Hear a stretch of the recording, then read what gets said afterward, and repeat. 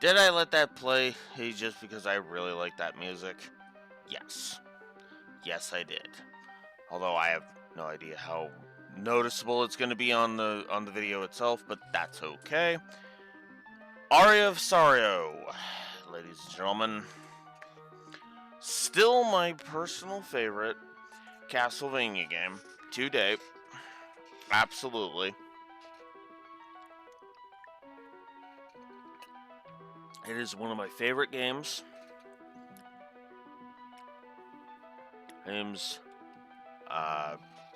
It's in the art category, obviously.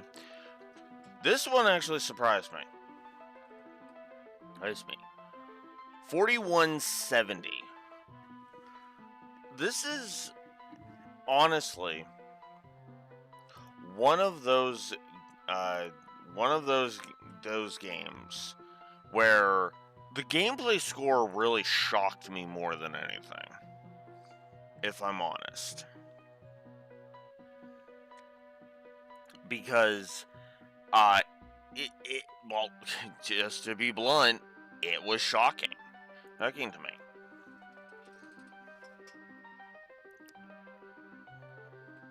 I should probably create a gameplay story tab.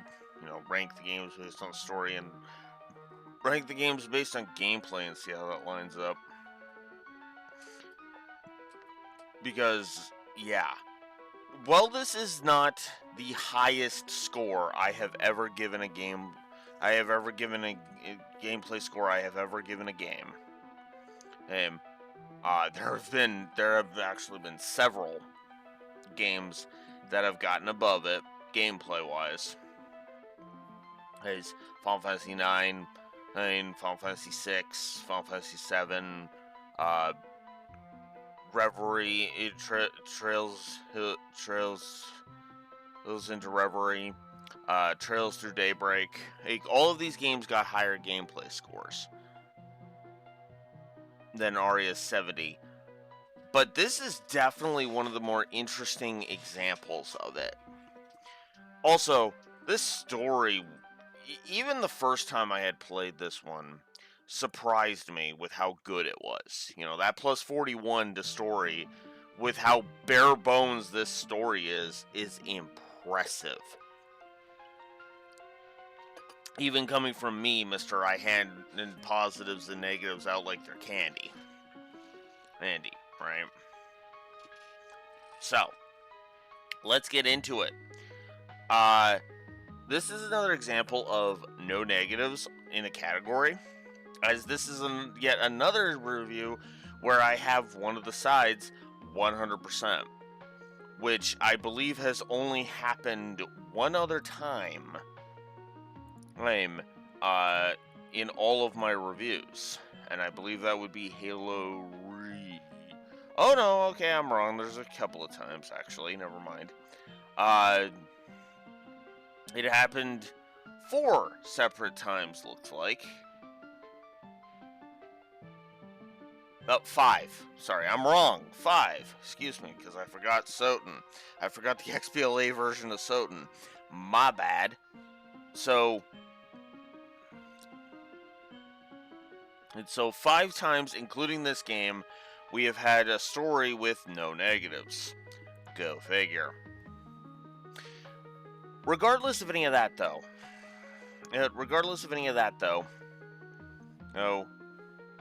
Let's just get right on into it and explain myself, shall we? Brickwork. Brickwork and background details. I like the brickwork. I like the background details. I will not shy away from that. I like this sprite work. I actually think it's better than Dawn of Sorrow, and I will stand behind that. And the portraits also help sell it, too. So this is kind of the sprite works and the portraits together kind of thing. Similar idea to the sprite work in Sky 1, for example. For me, anyway. Anywho, I like the dialogue. I think this is a well-paced story. The gameplay story integration, is a triple. Because, no, seriously, especially when you know the twist, it's like, oh, hell yeah, you know? Foreshadowing. There's constant foreshadowing all over the place.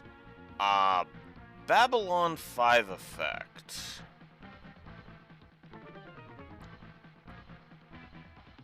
Do I want to put that... Do I want to...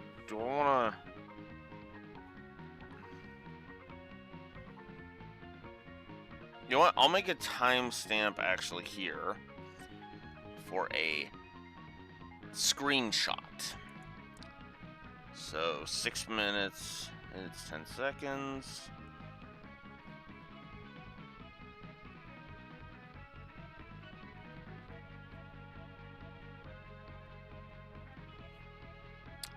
There we go. So in 6 minutes, we'll put a timestamp of that. Cool. And I am in the wrong spot. My bad. Anywho. Good use of atmosphere. Here. External continuity. Hooey. Yeah, external continuity. I mean, you do need to be able to pick up on spoilers, Genya being Alucard, Arikado being Alucard. Although, if you know Japanese, Arikado gives it away immediately. Immediately, doesn't it? You know, it's funny. I've never picked up on that, but it's like, oh, yeah. I like the internal continuity, and I like the way the music direction is. Always have, always will. I like Soma as a protagonist, and I think he's worthy of a triple. Hipple. He struggles not only with all the weirdness that's around him, but with the revelations, the twist when going for the true ending reveals. So, yeah, I ended up giving him a triple for that. Speaking of which, Hitch, the character that this song is attached to, Mina. I know she doesn't get a lot of screen time, but I actually find that she is helpful. I like her as a character, and she is also helpful in gameplay. Which also gives you an excuse to go get her flavor text, right? Because she's always sitting right at the entrance of the castle. Nestle. Then there's Genya Arikado. He's interesting, if a bit of a dick. Graham is an interesting antagonist. His ability to manipulate Soma is interesting, as it makes sense as Soma's in his teens in this game. And honestly, I ended up giving him a double, because I just kind of liked it, right? Now, granted, Soma does wake the hell up when Graham starts being like, rah, rah, rah, rah. So, credit to Soma there. I like how I think Yoko is awesome in her sassiness. I do like a hammer being a source of levity without it being super overbearing. He's just kind of there, you know? I like Julius as a character. I mean, a lot of people really do like him, but you know, even within the context of this game, I actually like him as a character, so there it is. I actually find he's a little more of a dude, what the hell in Dawn, if I'm honest.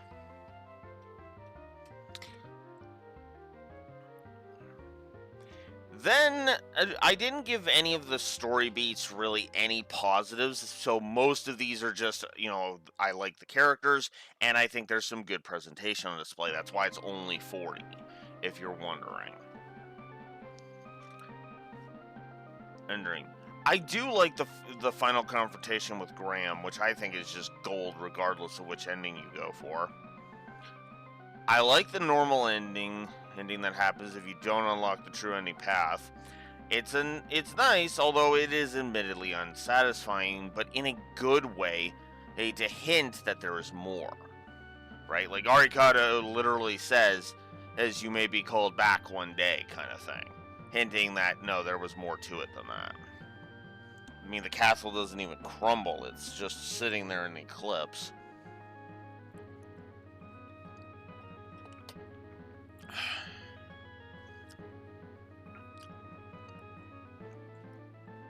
Then there's, of course,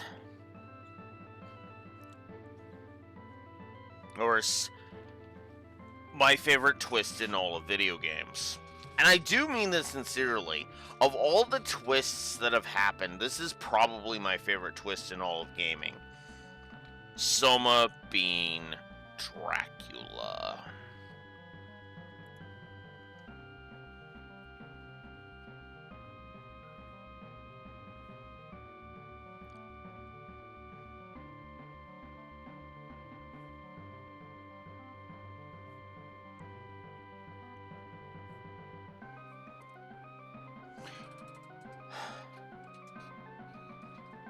Well, I don't really have any. There's no voice acting, so I don't really have to worry about muting, because I mean, again, no voice acting. But yeah, the twist of Soma being Dracula reincarnated is beautiful, and I love it. It works on every level for me. It's brilliantly foreshadowed. It is interesting on not only a narrative but a meta level. So that alone got it a triple. But I also wanted it showed some love for the scene itself to show that this is not the return of Dracula, but the potential of him coming back. Heck, it's still Soma, but he realizes, oh shit, there's a good chance I could turn into Dracula, which is what the bad ending is all about. I also like the optional scene with Mina after the twist, where where Mina's trying to get him to explain himself, why he's so different, and he just refuses. It makes a later scene all the more impactful as a result of that, in my opinion. Then there's the confrontation with Julius, which I think is just gold. And the fact that he is holding back, and was that strong regardless, I thought was actually really awesome. 2 story positives to that. With a special shout out to the promise, which factors into the bad ending. I like the words of encouragement just before you go fight Chaos. I like the bad ending if you lose to Chaos, and I like the true ending as a wonderful cap off to the game, with a positive to the outro as a whole. 41 points. As I said, no story negatives. Music. You've been hearing it. Quality of life, if on the Advanced Collection. Yeah. Just everything. The built-in cheats, the menus, all of that stuff's good.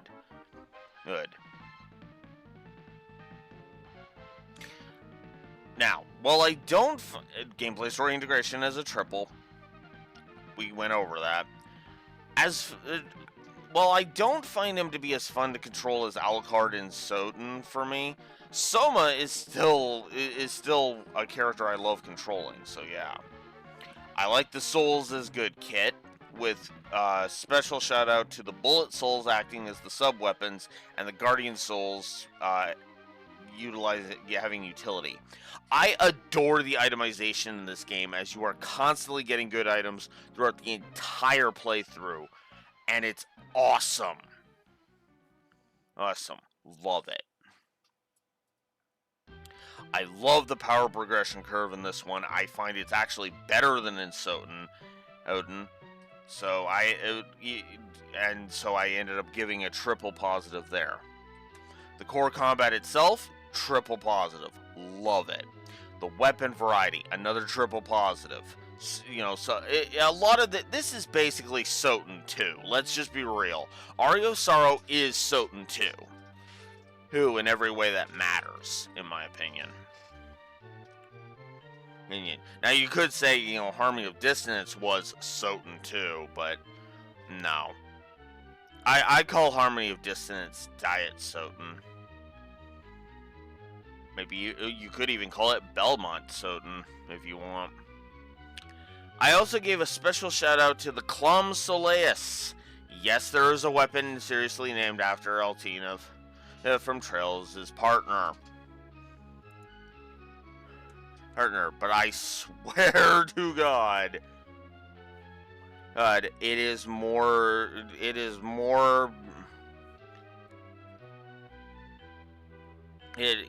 I swear to God, it is just as awesome. Because holy crap, does that weapon have a lot of reach, a lot of power, and Future Alex is, as I just wrote down a timestamp for, is going to be showing it off with gameplay footage, because holy crap, I freaking love that weapon. No question, I love that weapon. That is my weapon of choice. I always beeline for it. The second I'm capable of getting it, I beeline for that damn thing.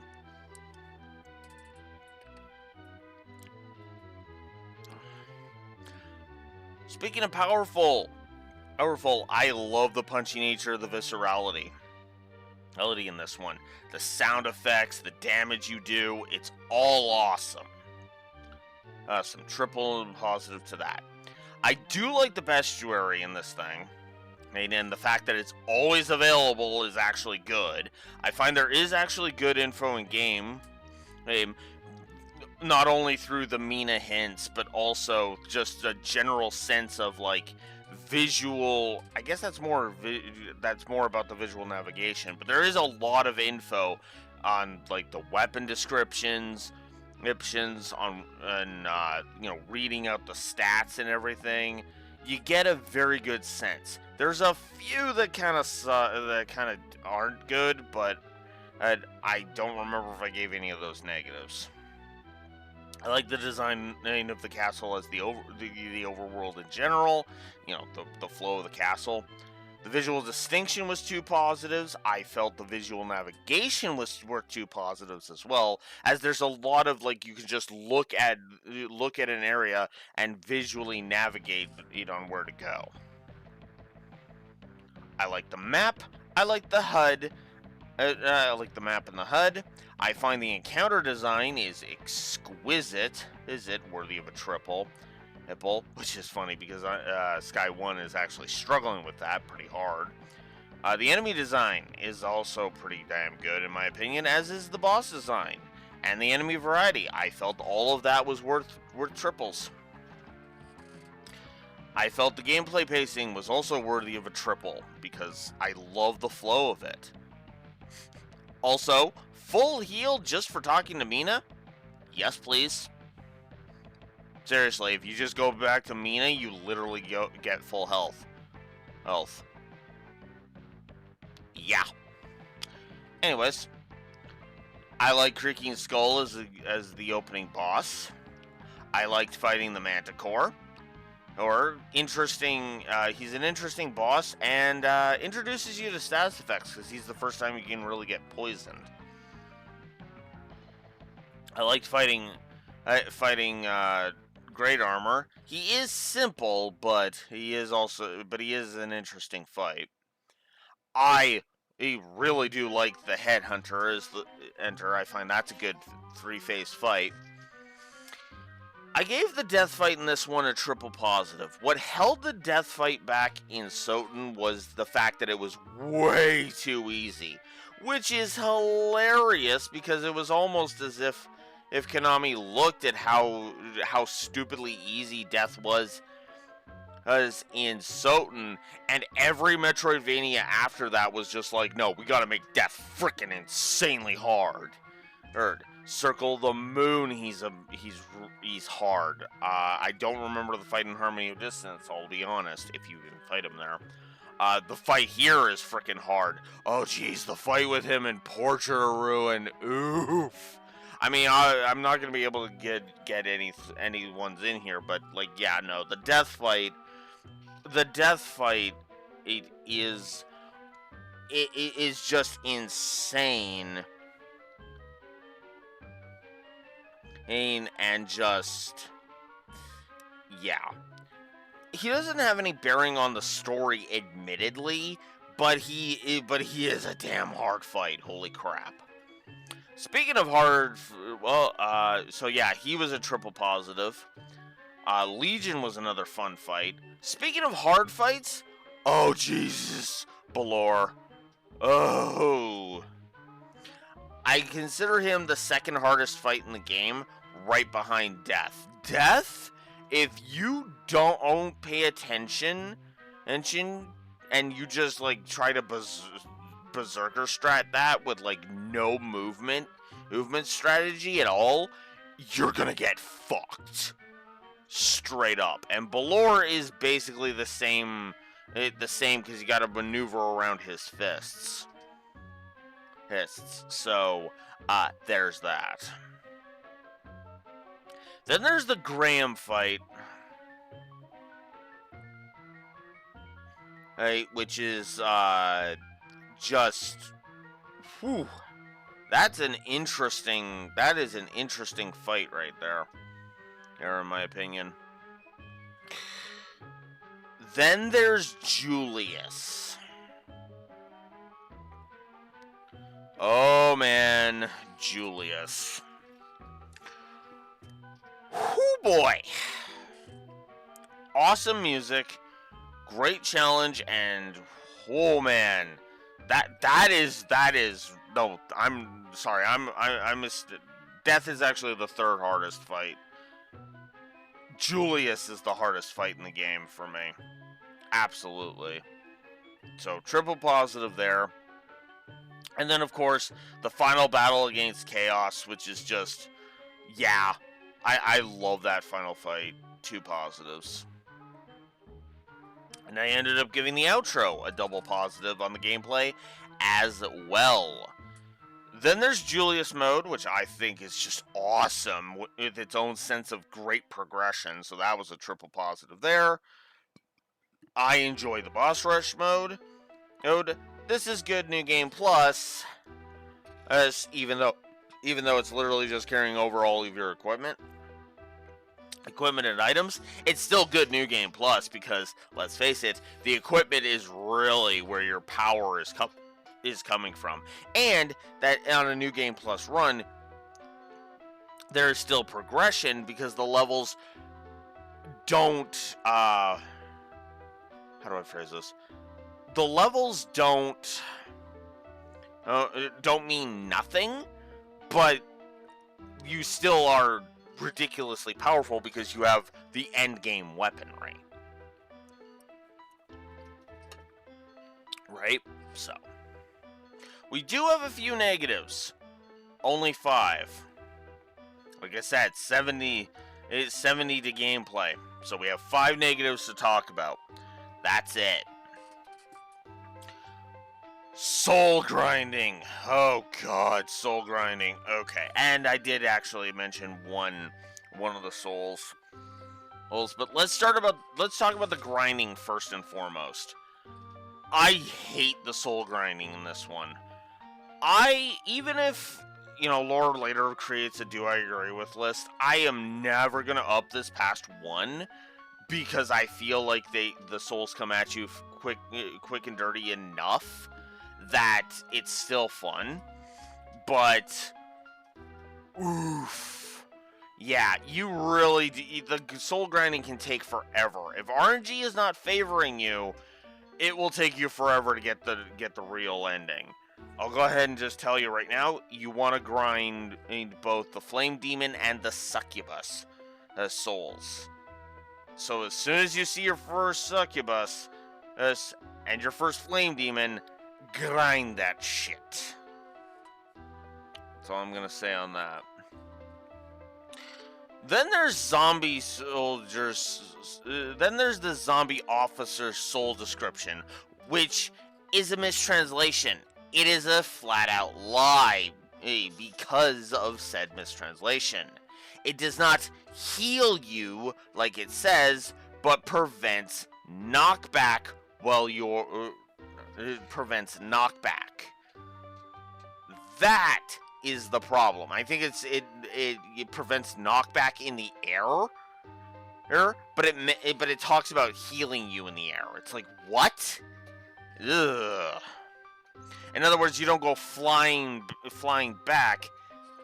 Heck, if you get hit in the air. That's what Zombie Officer does. Then there's the Medusa heads, which are once again irritating as hell, along with the Rippers. Also, I really don't like the floating gardens. I think the floating gardens suck. That's it. That's it. That's literally all I got. My bad. Sorry. Bring the music back.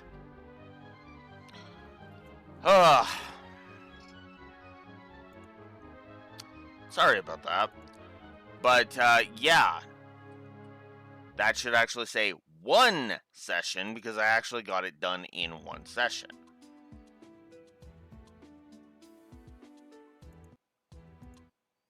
So, let's try this outro again, shall we? I'll probably chop that out, because I'm editing this anyway. Hey, so, my bad. Head. Head. So yeah, that's Aria of Sorrow. I adore this game. I do. I think this is a great game.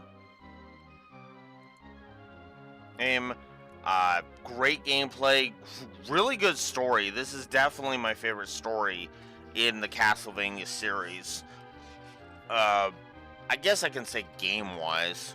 I need to finish the Castlevania anime now that I'm thinking about it. But anyways,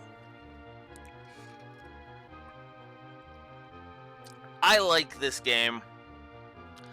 Tech issues aside, even if I do have to adjust the session count out live here. But regardless of anything else, this was definitely a good